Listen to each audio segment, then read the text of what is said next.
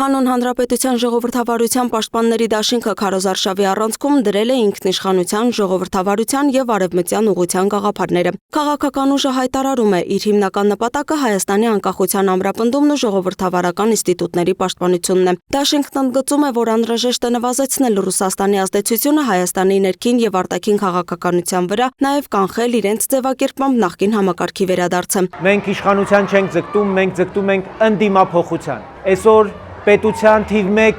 սպառնալիքը իշխանությունը չի, ընդդիմություն կոչվածն է,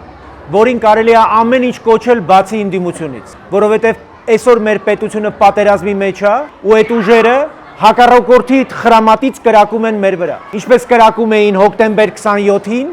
ինչպես կրակում էին մարտի 1-ին, ու այդ ամբողջ ժամանակահատվածում քաղաքական հետապնդումների, բանտարկությունների ու սպանության ենթարկելով բոլոր նրանց, ովքեր իրենց քաղաքական ընդդիմախոսներն ու հակառակորդներն էին։ Հիմա մեզնից է կախված այս մարդկանց մենք ռեաբիլիտացվելու, ռեինկարնացիայի ենթարկվելու իրավունք, շանս կտանք, թե չենք տա։ Նախընտրական ծրագրում առանձնահատուկ տեղ են զբաղեցնում հակակոռուպցիոն քաղաքականությունը, անվտանգության համակարգի դիվերսիֆիկացումը եւ եվրոպական ինտեգրման գործընթացի խորացումը։ Կուսակցության նախագահ եւ ցուցակը գլխավորող Արման Բաբաջանյանը քաղաքացիների հետ հանդիպումների ժամանակ խոսել է ընտրությունների քաղաքական եւ արժեքային նշանակության մասին։ Հանուն Հանրապետության ժողովրդավարության պաշտպանների դաշինքը խորհրդարանական ընտրություններին մասնակցում է 18 համարի ներքո, քո ձայնը խորհրդարանում կարգախոսով։ Լուսինե Գրիգորյան, Free News, Ազատ լուրեր։